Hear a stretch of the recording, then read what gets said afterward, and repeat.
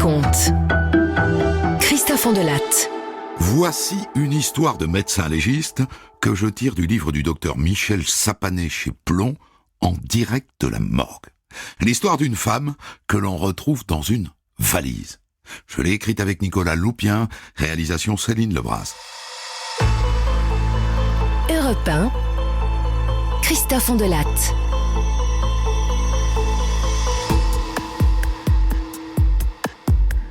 Un jour d'octobre 2013, les policiers de La Rochelle reçoivent un appel. C'est au sujet de ma mère. Je suis inquiète là parce que je viens de la voir au téléphone. Et elle m'a dit comme ça, j'ai fait une bêtise. Et j'ai pas pu en savoir plus. Et depuis, j'arrive pas à la joindre. Vous pourriez aller voir? Ok. Ils envoient une patrouille. Sur place, les flics tambourinent un bon moment. Y a quelqu'un? S'il y a quelqu'un, ouvrez s'il vous plaît, c'est la police. Une femme finit par leur ouvrir. Cheveux mi-longs, en désordre, visiblement pas très en forme. Qu'est-ce que vous voulez? Eh bien, on veut juste savoir si tout va bien, madame. C'est votre fille qui nous a contactés, elle est inquiète. Bah oui. Ça va. Oh, c'est ce bruit, là. Les travaux dans la boutique du fleuriste juste en dessous, ça tape toute la journée. Et puis, y a les sirènes des ambulances, et puis les hélicoptères de l'hôpital. Oh là là, ce bruit. Bon. Et là, la dame essaye de refermer la porte. Mais le policier a mis son pied dans l'encadrement. Dites-moi, madame, ça sent drôlement fort chez vous. C'est quoi, c'est de la javel? Ouais. Bah, c'est pour que ce soit propre, c'est tout. On peut entrer une minute, madame? Juste pour être sûr que tout va bien. Ah non. Tout va bien, je vous dis. Mais elle finit par céder. Elle va s'asseoir sur le canapé, le studio est impeccable. Mais il y a toujours cette odeur. Et puis, il y a cette valise à moitié cachée derrière le canapé. Un policier s'approche. La valise est entrouverte. Un pied en dépasse.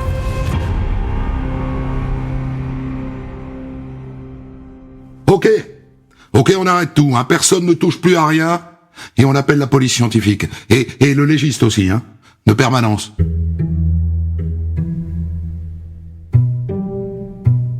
Cette nuit-là, c'est Alexia qui est de permanence.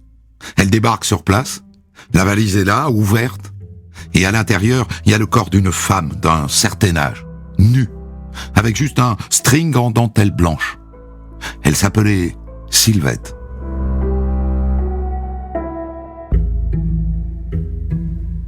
Le lendemain matin, c'est une autre légiste du service du CHU de Poitiers, Marie, qui est désignée pour pratiquer l'autopsie. Un officier de la police judiciaire est là, bien sûr, c'est la règle, et un interne qui rédigera le rapport. Marie commence par un examen externe. Alors, la victime est une femme d'une 50aine d'années, de corpulence menue, 41 kilos pour 1m63. On a plusieurs lésions au niveau de la tête, ainsi qu'une fracture de l'arcade zygomatique droite. Présence d'un petit morceau de verre sur une plaie de cuir chevelu. La lèvre supérieure et les narines sont marquées par des traces noirâtres, ainsi qu'une substance rouge. La langue et le fond de la gorge sont grisâtres. Ça évoque des brûlures par un liquide type soude ou acide. Sur le bras droit, présence de 3 plaies superficielles, typiques des lésions de défense face à une arme blanche. Enfin, on note une grande tache verte sur l'abdomen, ce qui signifie une mort qui remonte à hier ou avant-hier. Voilà. Les rigidités cadavériques ont été rompues, ça c'est sans doute quand on a voulu faire entrer le corps dans la valise. Ok? L'interne prend des notes frénétiquement. Bon allez, on passe à la suite.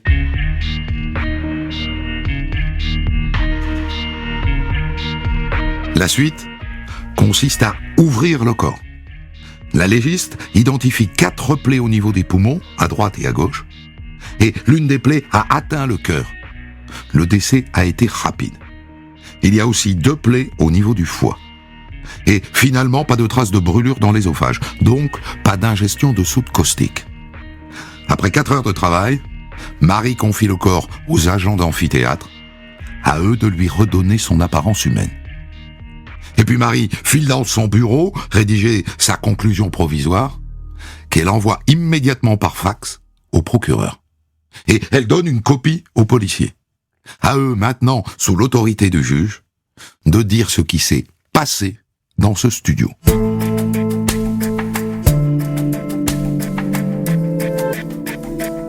La femme, chez qui on a retrouvé Sylvette dans la valise, s'appelle Corinne. C'est une retraitée dépressive chronique. Et Sylvette, la morte, était sans emploi et sous curatelle. Elles se sont rencontrées 3 semaines plus tôt. Elles sont vaguement devenues amies. Et le jour du meurtre, elles ont décidé d'aller ensemble à un vide-grenier sur le port de La Rochelle. Ensuite, elles sont rentrées chez Corinne pour manger un gâteau et boire une tasse de thé. Et voilà comment Corinne raconte la suite aux policiers. Oh bah, il s'est mis à parler fort. Comme ça, là, wow. Et puis aussi, elle tapait sur la table avec la lame de son couteau. Des petits coups comme ça, toc, toc, toc, toc, toc. Moi, ça m'a énervé, quoi. Je lui ai dit arrêtez. Et là, elle s'est mise à rire, à se moquer de moi. Et bon, je me suis jeté sur elle. Et je lui ai cassé une bouteille de vin sur la tête. Et après, on s'est battu, et ma foi, après, ça s'est calmé. Et donc, j'ai coupé un peu de gâteau, là. Et elle a recommencé, tap, avec son couteau. J'en pouvais plus, quoi. Alors, j'ai attrapé son couteau qu'elle voulait pas lâcher. Et je l'ai frappé avec le couteau. Combien de fois, je sais plus. Au moins 3 fois, 3 fois, c'est sûr. Et voilà, elle est tombée, et sa tête a cogné le plateau de la table basse, quoi. Et elle était morte. Et après, elle a nettoyé à grands coups d'eau de javel. Elle dit qu'elle l'a déshabillée et lavée, qu'elle lui a mis un string parce que ça l'a gênée de la voir toute nue, et qu'elle l'a mise tant bien que mal dans la valise. Le lendemain, elle est allée chez le coiffeur, elle a retiré de l'argent au distributeur, elle voulait rejoindre sa fille en Bretagne. Et puis elle a changé d'avis. Elle s'est dit, je vais me suicider. Et donc elle est allée acheter de l'essence, de l'acide et de l'alcool. Elle voulait tout avaler et se mettre le feu. Et puis finalement, elle a appelé sa fille qui, elle-même, a prévenu la police.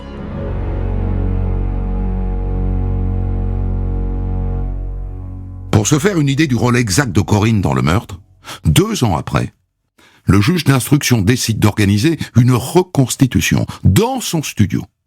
Et il veut que Marie, la légiste, soit là, pour voir si ça colle avec ses constatations.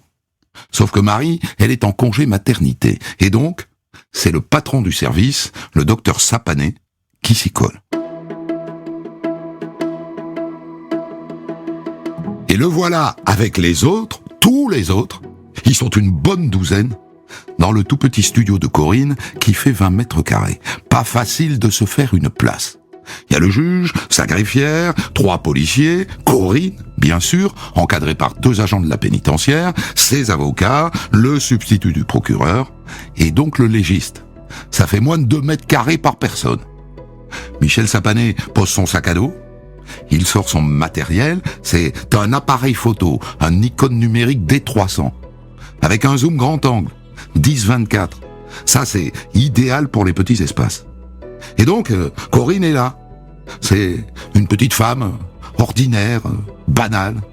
Elle se tient légèrement penchée en avant, les 2 mains serrées dans une grande tension, Et le juge, lui, demande de refaire les gestes. Allez-y, madame, faites le geste avec la bouteille telle que vous l'avez fait. Les policiers font leurs photos, le docteur Sapané fait les siennes. Bien, et maintenant, vous refaites exactement le geste quand vous vous emparez du couteau et que vous la frappez. Allez-y. Et en la regardant rejouer la scène, le docteur Sapané se dit « ça colle ». Ça colle avec les constatations de Marie. Elle attrape le couteau, elle lui porte 12 coups au total, 9 dans le thorax et l'abdomen, et 3 dans le bras gauche. Sylvette tentait de se protéger. Ça colle, tout ça. Ça colle, mais il y a un point qui coince. Une chose que je ne vous ai pas encore dite. Les analyses toxicologiques du sang de Sylvette ont révélé la présence de zolpidem. Le zolpidem, c'est un barbiturique qu'on donne en général pour traiter les insomnies. Et le juge lui pose la question. Madame, il faut que je vous repose cette question. Comment est-ce que vous expliquez la présence d'un somnifère dans le sang de votre amie Sylvette? Moi, j'en sais rien, moi. Elle a dû le prendre avant, c'est tout.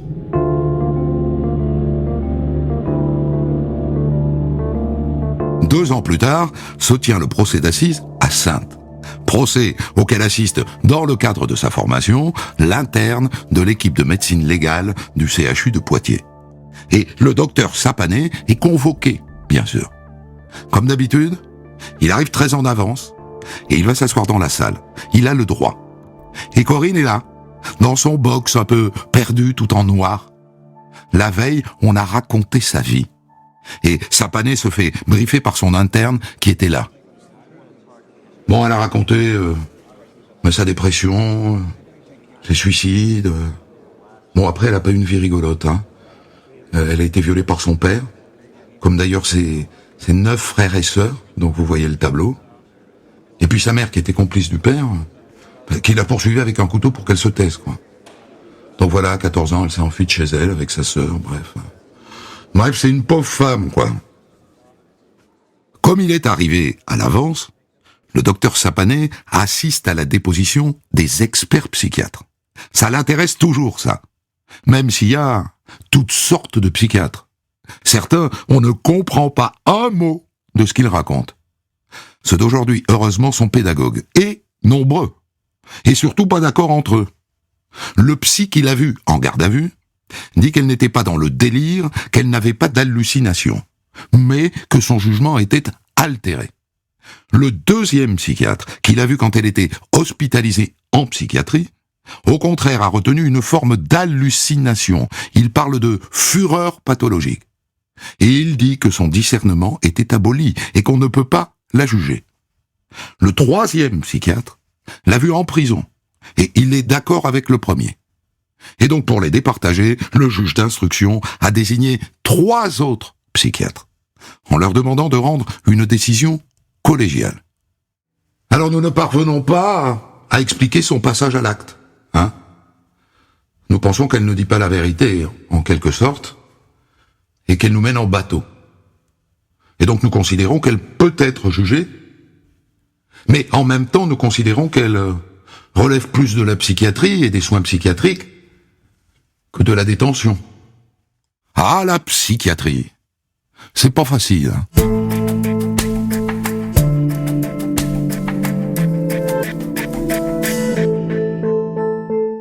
Et puis arrive le moment où le docteur Sapané est appelé à la barre. Docteur Sapané, vous jurez d'apporter votre concours à la justice, d'accomplir votre mission, de faire votre rapport et de donner votre avis en votre honneur et en votre conscience. Vous levez la main droite et vous dites « je le jure ». Je le jure. Nous vous écoutons, docteur. Il récapitule les faits tels que rapportés par l'accusé, et il les met en regard avec les constatations faites lors de l'autopsie. Et il ajoute « Cela dit, je pense que les choses auraient pu se passer différemment si la victime était sous influence du zolpidem, hein, le somnifère qu'on a retrouvé dans le sang. »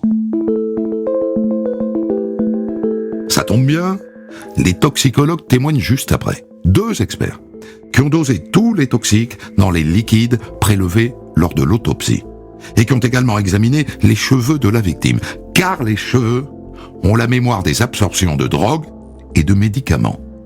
Les cheveux prélevés sur Sylvette faisaient 4 cm, et donc au rythme d'1 cm par mois, on a en mémoire 4 mois de consommation. Et moi, ce que je peux dire avec certitude, c'est que dans le mois qui précède la mort de cette femme, elle n'a pas consommé de zolpidem. Et le deuxième expert toxicologue ajoute un élément de poids. La dose de zolpidem que nous avons retrouvée dans le sang de la victime indique qu'elle a avalé 2 ou 3 comprimés de zolpidem quelques instants avant sa mort. Le dosage n'était pas mortel, mais il était suffisant pour, disons, l'assommer. D'autant plus qu'elle n'en consommait pas régulièrement. Or, Corinne a toujours nié avoir administré du zolpidem à Sylvette. Et donc là, l'avocate générale bondit de son siège. On a un problème là, non ? Madame, est-ce que ça serait pas le moment de nous dire la vérité ? Madame ? Oui ? Oui, je lui ai donné un médicament. Et pourquoi vous ne l'avez pas dit avant, madame ? Aujourd'hui c'est différent. C'est les assises.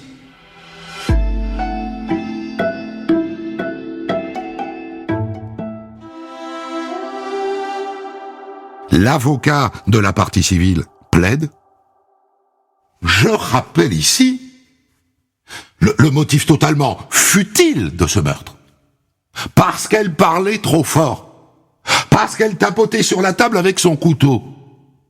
Et puis vient la plaidoirie de l'avocate générale.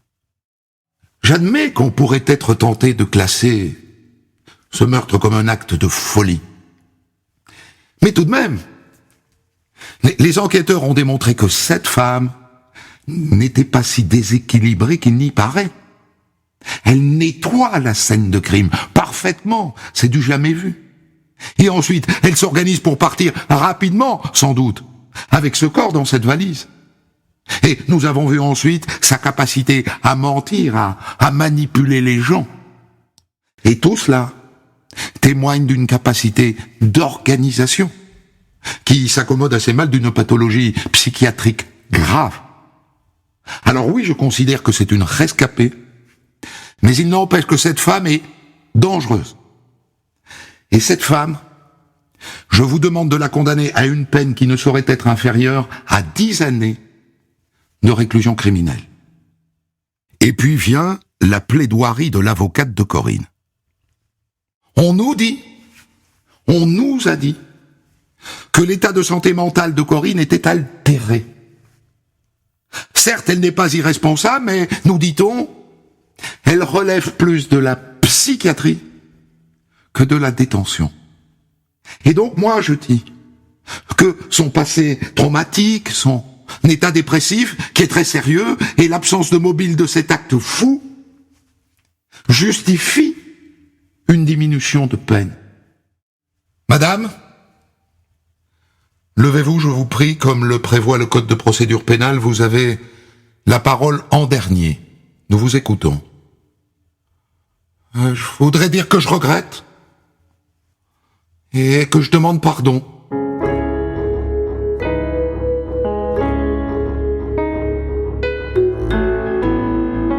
Après plus de 3 heures de délibéré, Corinne est condamnée à 15 ans de réclusion criminelle, 5 de plus que les réquisitions de l'avocate générale.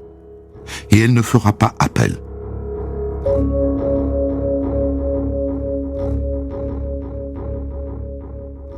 J'ai tiré cette histoire de votre livre, Michel Sapanet, en direct de la morgue, chez Plon. Je rappelle que vous êtes médecin légiste ici à Poitiers, où nous sommes, pour débriefer cette histoire avec vous. Ça arrive souvent, comme ça, de reprendre un dossier au stade, par exemple, là, en l'occurrence, c'est de la reconstitution, et de poursuivre comme ça jusqu'aux assises, alors même que ce n'est pas vous qui avez réalisé ni les constatations sur place, ni les autopsies. Alors ça, c'est une grande nouveauté qu'a apporté la réforme de la médecine légale en 2011, c'est-à-dire que nous ne sommes plus des médecins légistes isolés, nous sommes des équipes. Et une organisation d'équipe, pour que ce soit efficace, suppose que l'un puisse prendre la place de l'autre dans la continuité. C'est tout à fait fréquent, au moins dans mon unité, que ça ne soit pas forcément le même légiste qui fait l'autopsie, la levée de corps, la reconstitution. Bon. Et ensuite... Mais ensuite, après, aux assises, ça se décide avec le président des assises en fonction de qui a fait quoi. Mais c'est très important parce que vous imaginez qu'Alexia, dans cette affaire, a fait une levée de corps de nuit.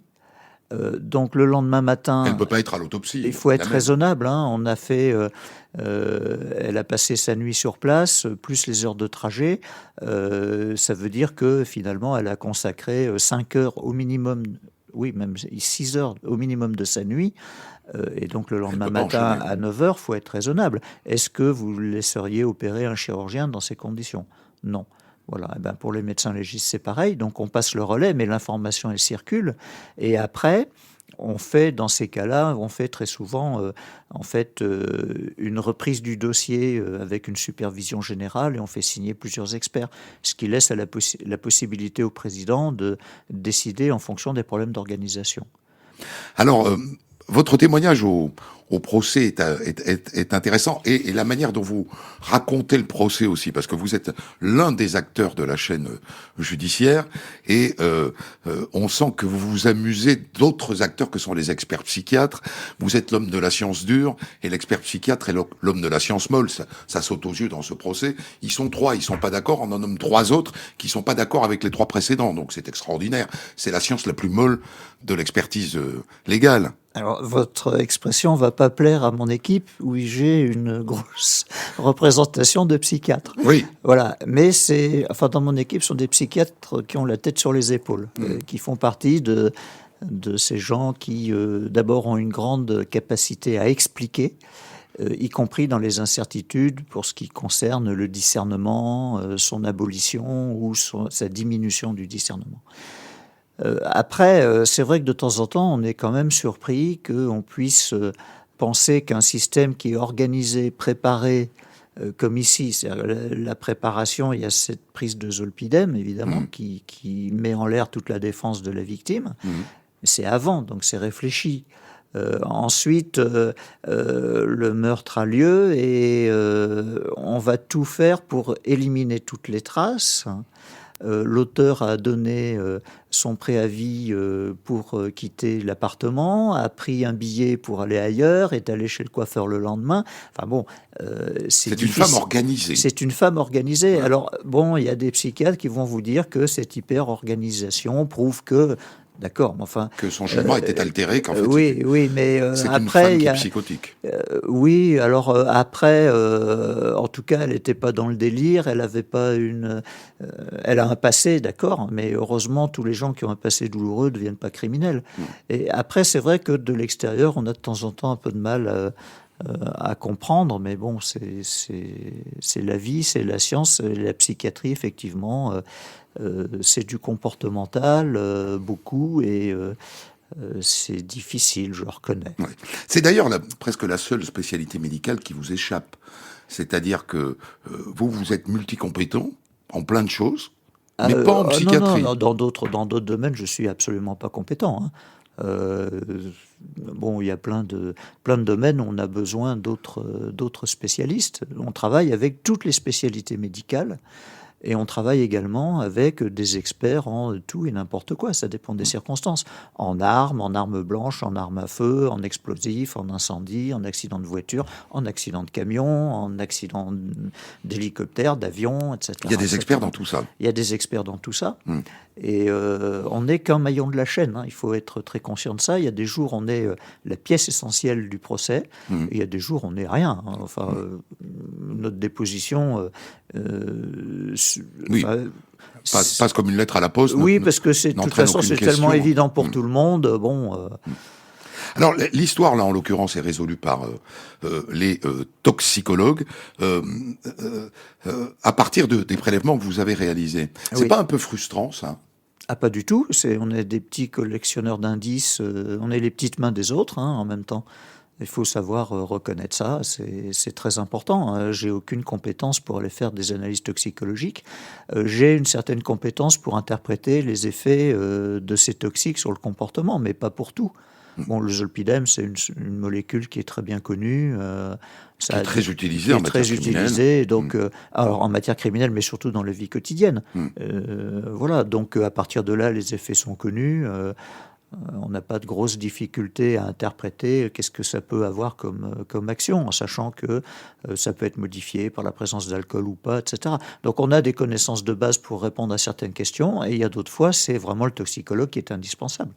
moi, évidemment, j'ai été passionné par cette histoire de cheveux. Je pense que les gens qui nous écoutent apprennent quelque chose. Là, nos cheveux, donc, aussi longs soient-ils, à chaque centimètre, on garde 1 mois de mémoire de la consommation de drogue et de toxiques. C'est ça? Oui, médicaments, toxiques, alcool, tout un tas de choses, parce que le bulbe, qui est la partie vivante, va prendre ce produit, le transformer éventuellement, et l'inclure dans la kératine qui représente la substance morte de votre cheveu.